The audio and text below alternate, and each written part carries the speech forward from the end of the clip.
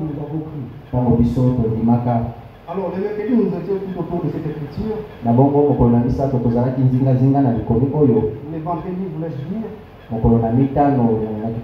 Parce que nous sommes en train de parler de notre vie quotidienne. Et la vie quotidienne, c'est ça quand vous produisez les fruits dignes de la repentance. Nous avons lu dans Matthieu chapitre 5 de notre foi, en parlant de béatitude. Jésus a dit ceci: heureux est celui qui procure la paix. Amen. Amen. Et la paix est l'une des fruits du Saint-Esprit. Donc les béatitudes sont faites pour les gens qui sont nés de nouveau. Vous ne pouvez pas procurer la paix sans le Saint-Esprit.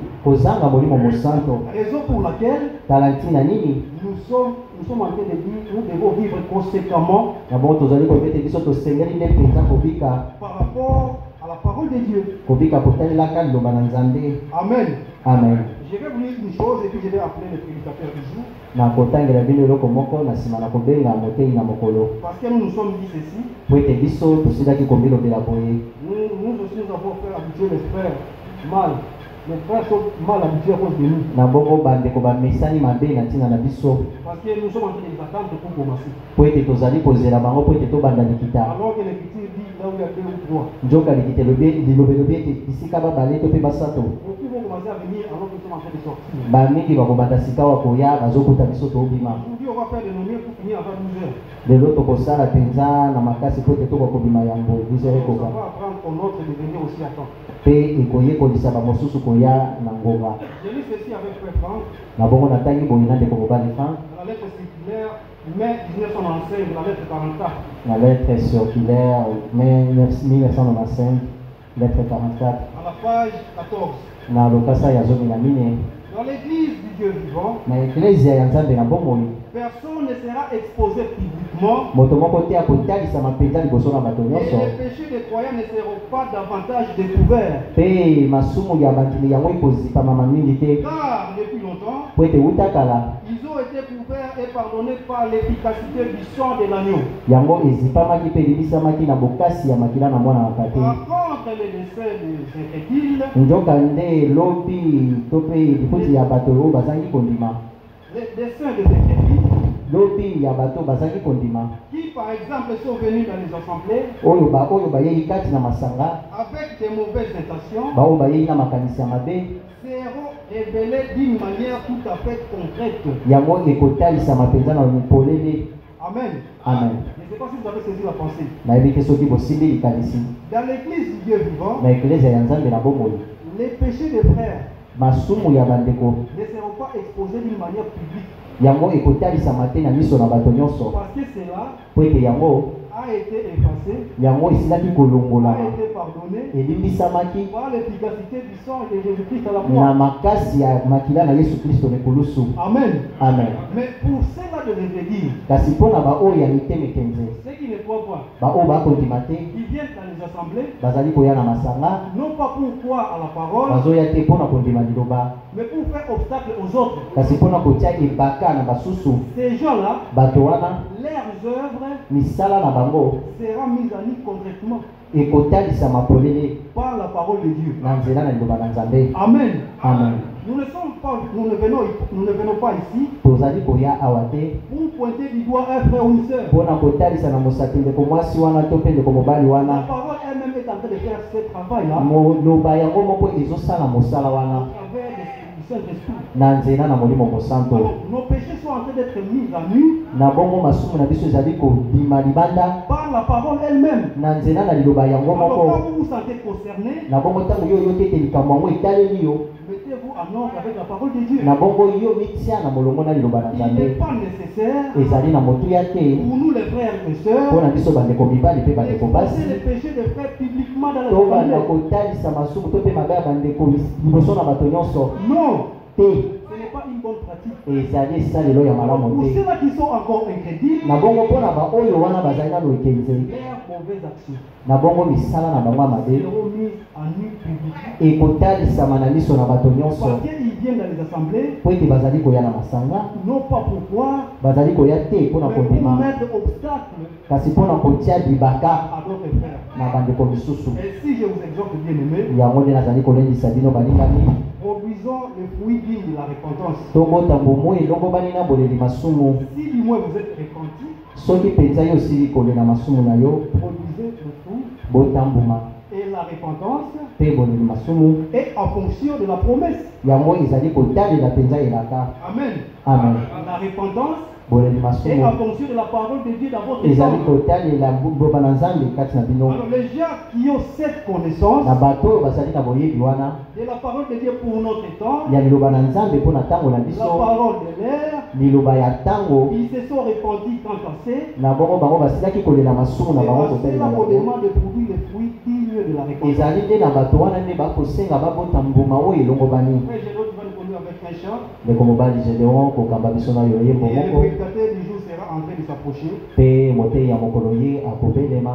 Sentez-vous à l'aise dans la maison du Seigneur. Bomiyoka mpenza na nyekesela ndako na nzambe. Implorez la grâce de Dieu sur vous. Na bongo bolela ngolu na nzambe likolo na Que vous ne bino. puissiez pas quitter ici comme vous y êtes entrés. Bolongwa awa te to mpe bozonga te lolenge bino boyaki. Amen. Amen.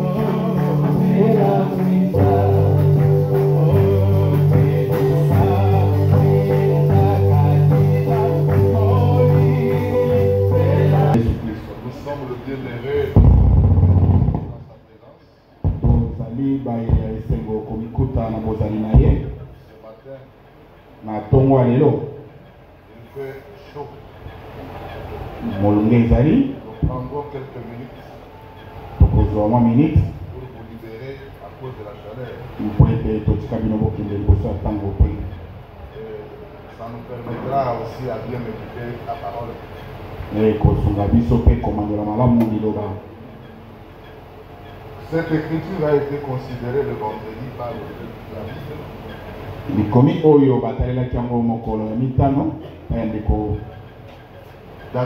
David.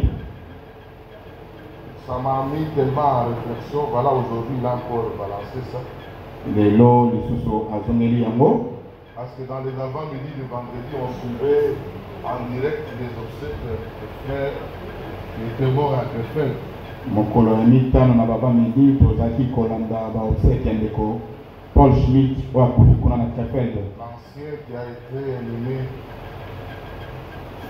Alors nous suivons en direct. Tozalaki kolanda en direct. Et quand ils sont retournés à l'Assemblée, tango bazongaki na lisanga, il y a eu des sessions de témoignages. Bato bapesaki matatoli. J'ai été interpellé. Ebendaki ngai makanisi. Je dis que lui, quand il a accédé à la fonction d'un ancien, akoloba ete ye ntango akotaki na mosala ya mpaka, frère Franck témoigne que c'était une fois qu'il parlait. ndeko Frank apesi litatoli ete ezalaki mongongo moko elobaki na ye. Une voix qui parlait, c'était Dieu lui-même. Nzambe ye moko nde alobelaki ndeko Frank. Il a dit, il a appelé mot à mot. Ndi abengi liloba na moko moko. Par son nom. Abengi mpe na kombo na ye.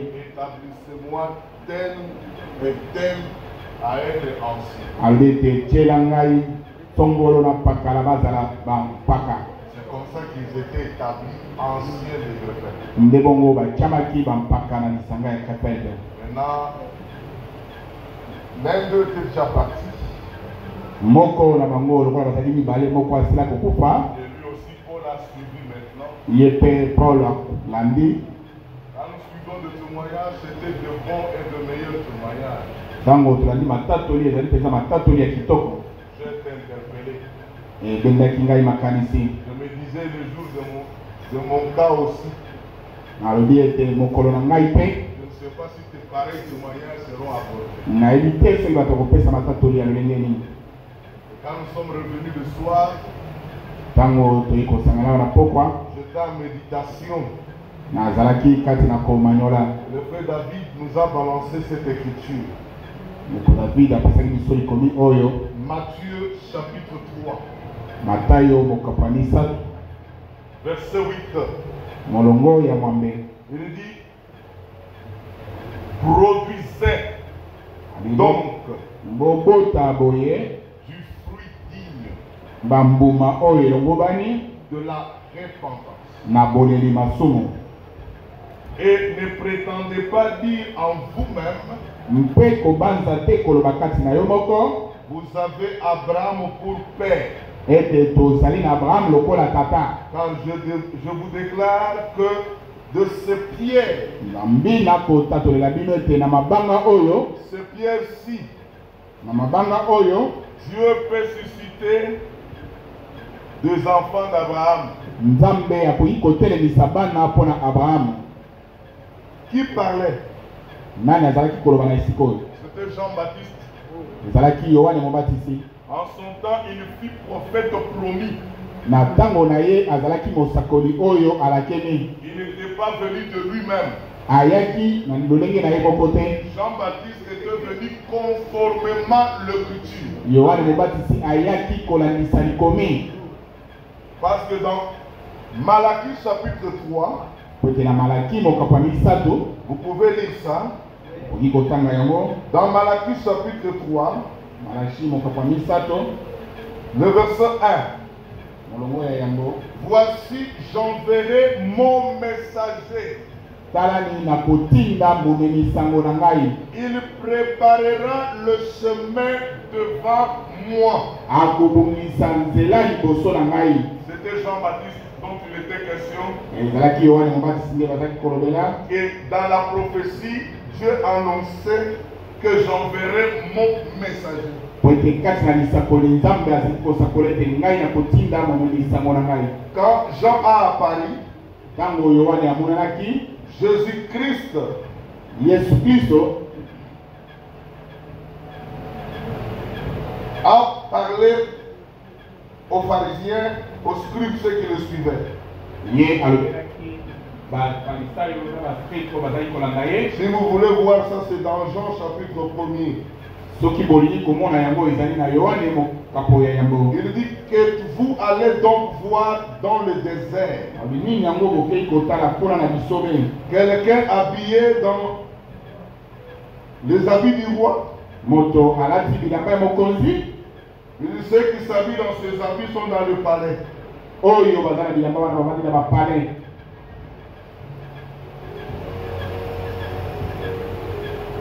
Le verset 15 de Jean chapitre 1. Jean lui a rendu témoignage et s'écriait, Yohane apesi litatoli c'est celui donc que j'ai dit, mpe agangi celui qui vient après moi m'a précédé, ye nde oyo nalobi ete oyo akoya nsima na ngai car il était avant moi. ayaki ya bona ngai po Et ye nous azalaki avons liboso tous na ngai. reçu de sa plénitude, grâce et sur grâce. mpe tozwi na litondi na ye ngolu likolo ya ngolu. Je saute au verset 19. nango azobi na libwa. Voici le témoignage de Jean lorsque les Juifs envoyés de Jérusalem, talani litatoli ya Yohane ntango bayuda de scribes, de sacrificateurs et de lévites, banganga nzambe mpe balewi pour lui demander, mpona kotuna ye toi, qui es-tu? yo ozali nani. Il le déclara et sans restriction, il affirma qu'il n'était pas le Christ. ye alobi mpe kozanga kowangana alobi ete ye azali Kristo te. Et il lui demandait, quoi donc, es-tu Élie? mpe batuni ye mbongo nini yango ozali Il Eli. dit, je ne suis point. alobi te nazali Es-tu le prophète? batuni ozali mosakoli. Il lui répondit, non. ayangoli te. Il lui dit alors, Qui es-tu afin que nous donnions une réponse à ceux qui nous ont envoyés? Que dis-tu de toi-même? Moi, dit-il, je suis la voix de celui qui crie dans le désert. Aplanissez le chemin du Seigneur, comme a dit Esaïe le prophète. C'est la réponse que Jean a donnée. Il dit il était la voix de celui qui criait dans le désert. Et l'écriture qu'il a donnée, c'était Esaïe 40, le verset 3. Qui annonçait qu'une voix criera dans le désert. La manière de reconnaître un vrai prophète, on ne le reconnaît pas par son nom, mais on le reconnaît par l'écriture qui identifie son ministère. Il en est de même de Malachie 4 aujourd'hui. Parce que nulle part, quand vous lisez la Bible, vous ne verrez jamais parler de William Marion Branham. Mais on parle des Écritures qui étaient une prophétie. Des Écritures qui étaient une promesse. Mais quand on voit la personne, il répond conformément à l'écriture. C'est comme ça, William Marion Branham, on pouvait le dire qu'il était la parole faite chair. Ce n'est pas un scandale. Parce qu'il accomplissait Malachie 4. Il accomplissait Matthieu 17, 11, 12. Quand on a posé la question à Jésus-Christ, pourquoi les scribes disent-ils que Élie doit venir? Il a dit, il est vrai qu'Élie doit venir et rétablir toutes choses. On avait vu Élie venir, accomplissant l'écriture de Matthieu 17, accomplissant l'écriture de Malachie 4, 5, 6, que Dieu a dit, je vous enverrai Élie le prophète. Et quand Frère Branham est venu, pendant qu'il exerçait son ministère, les gens ont vu l'écriture s'accomplir dans le jour. Pourquoi quand nous disons que Malachie 4 est derrière nous, nous avons vu un homme du nom de William Marion Branham, accomplissant conformément l'écriture de Malachie 4. Et dans cette écriture, il n'est pas parlé seulement de Frère Branham. Il est parlé de Dieu lui-même, celui qui est le Dieu qui envoyait. Mais il parlait aussi de Frère Branham, qui était l'Élie qui était envoyé. Mais cette écriture parlait de nous aussi. Parce que nous sommes des élus qui ont expérimenté la venue de Élie le prophète. Quand vous prenez cet ensemble-là, nous formons cette écriture qui s'est matérialisée aujourd'hui. C'est pourquoi cette prophétie est derrière nous. Cette écriture est déjà accomplie. Tel que je suis ici, je n'entends pas encore Élie. Il est déjà venu. Mais moi, j'attends une promesse. Parmi tant d'autres promesses qui parlaient de la venue de Jésus-Christ, parmi ces promesses-là, il y a une promesse que Frère Franck appelle la promesse du Père. C'est la promesse du baptême du Saint-Esprit. C'est ce que nous attendons. Parce que moi, jusqu'aujourd'hui, je déclare, je demande qu'on me fait voir un frère baptisé du Saint-Esprit.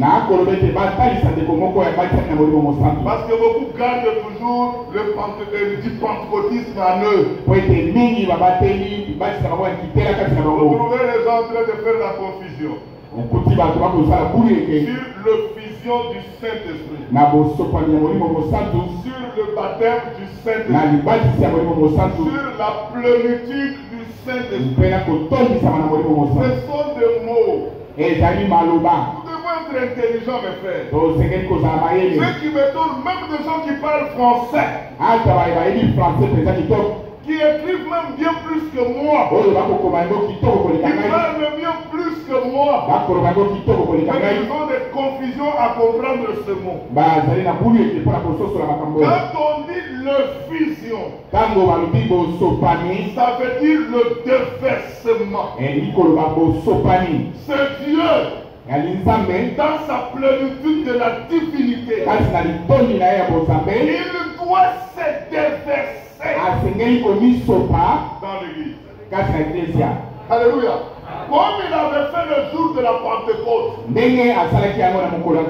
Parmi les croyants, ils vont voir sur chaque croyant qui a bénéficié de ce déversement la langue de feu. Il y a beaucoup de baptisés aujourd'hui, mais nous ne voyons même pas la langue de feu. Cette écriture doit s'accomplir. On doit avoir, on doit voir sur des frères, sur des sœurs, de langue de feu. Lisez bien Actes des Apôtres, chapitre 2. On dit qu'une colonne de feu est venue. Cette colonne s'est subdivisée sur autant de sœurs et de frères qui étaient dans l'assemblée. Et chacun a reçu la langue. Ce n'est pas la langue de parler.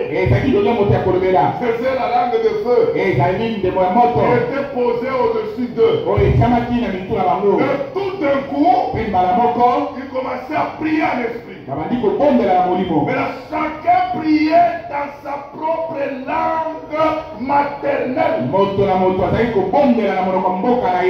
Alléluia. Maintenant, ceux qui étaient dehors, qui entendaient ceux qui étaient à l'intérieur, s'il y avait un allemand, ils pouvaient entendre à l'intérieur quelqu'un parler de l'allemand. S'il y avait un Kassaïen, ils pouvaient entendre à l'intérieur quelqu'un parler en Chiluba. Est-ce que vous me suivez? C'est-à-dire, monsieur, ceux-là sont des Hébreux. Comment nous les entendons dans nos langues maternelles? C'était ça l'interprétation de la langue. Est-ce que vous voyez ça aujourd'hui?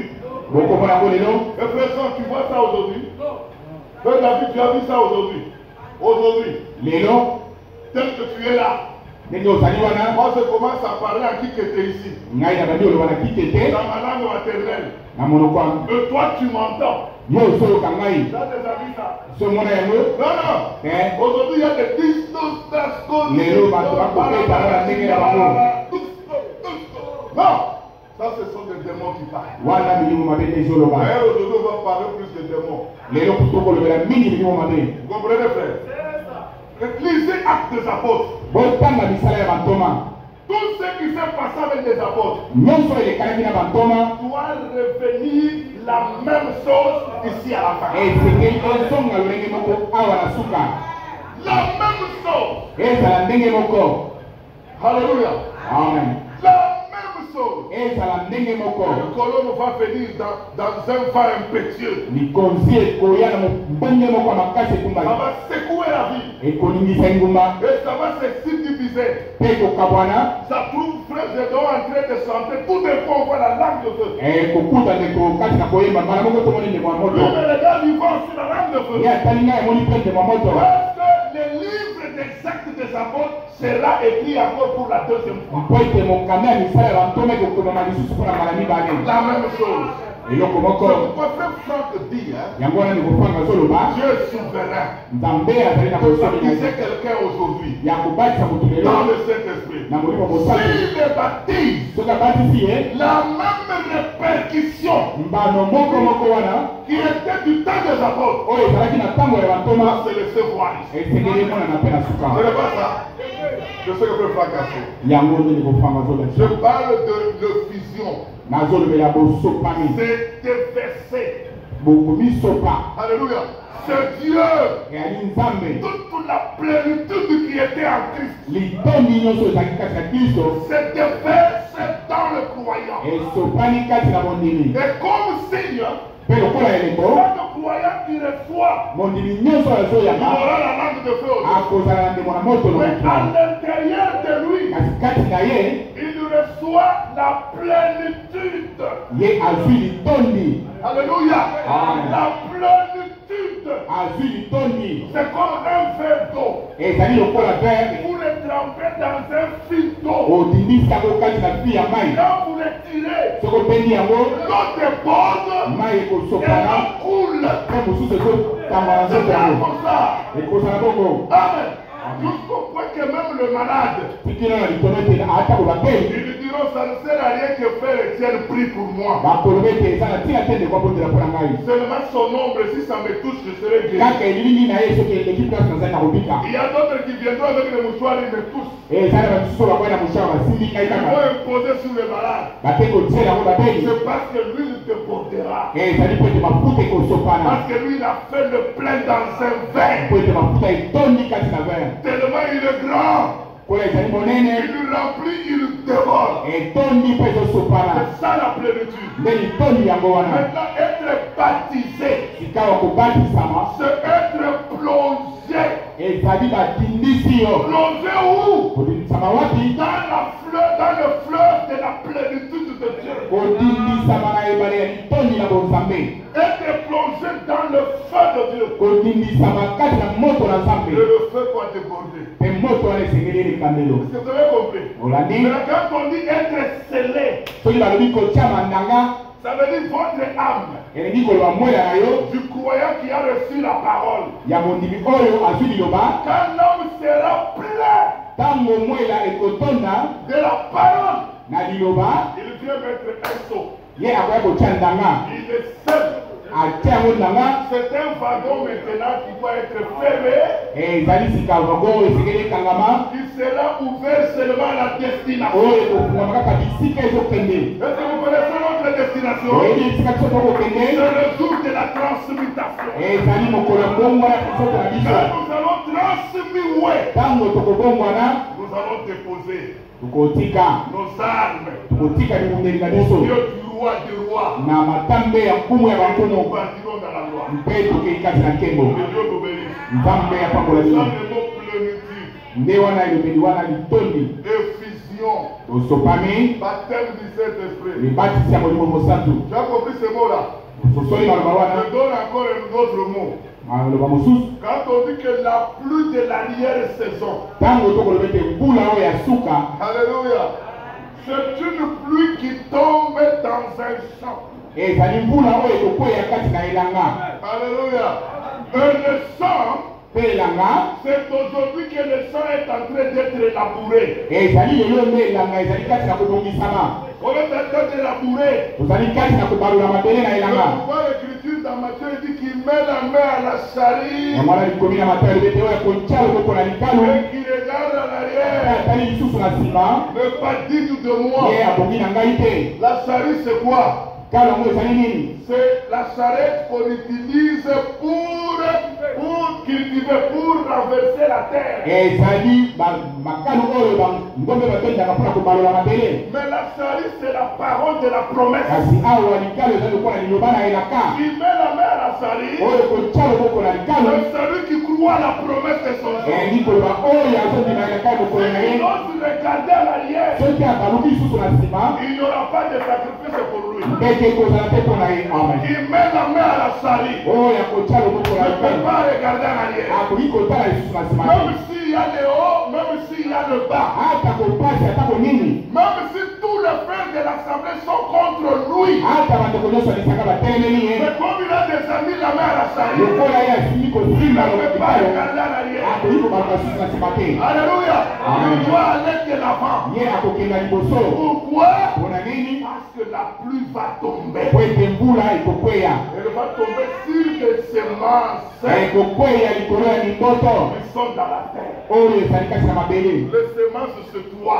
mimboto yango ezali yo. Les semences, c'est moi. mboto ezali ngai. Les vrais croyants. bandimi oyo ya solo. Nous attendons que la pluie tombe. tokozala ete mbula ekweya. La pluie de la première. mbula oyo ya yambo. Ça veut dire que ça va tomber ici à la fin. elingi koloba ekokweya awa na suka. Pour que nous puissions être égales avec les apôtres. po ete biso tokokana na bantoma. Parce que les apôtres, po ete bantoma dans Acte 3, na misala ya bantoma mokokanisa Acte 2, Acte 3, mibale ils ont reçu la pluie de la première. bayambaki mbula ya yambo.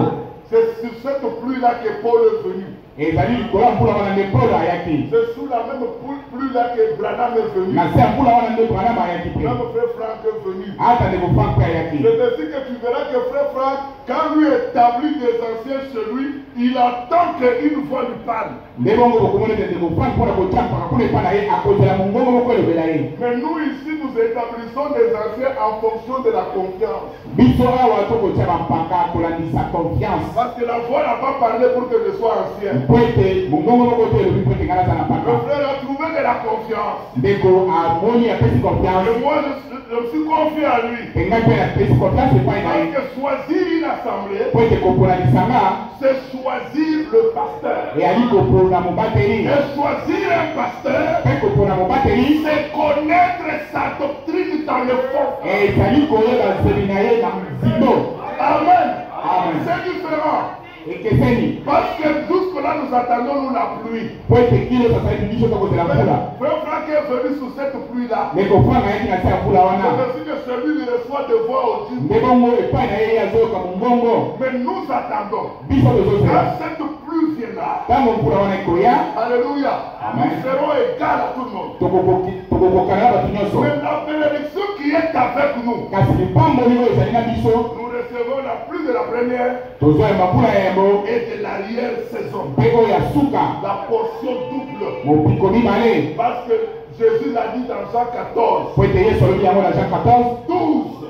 jean 14 12 Les œuvres que je fais, misala oyo ngai nakosala si vous croyez en moi, soki bondimeli ngai vous le ferez davantage. bokosala yango koleka. Mais amen. après, Frère Branham explique, hein, ndekobana mazolimbola ce n'est pas chasser les démons, ezali kobengana milimo mabe te. ce n'est pas prier sur les malades.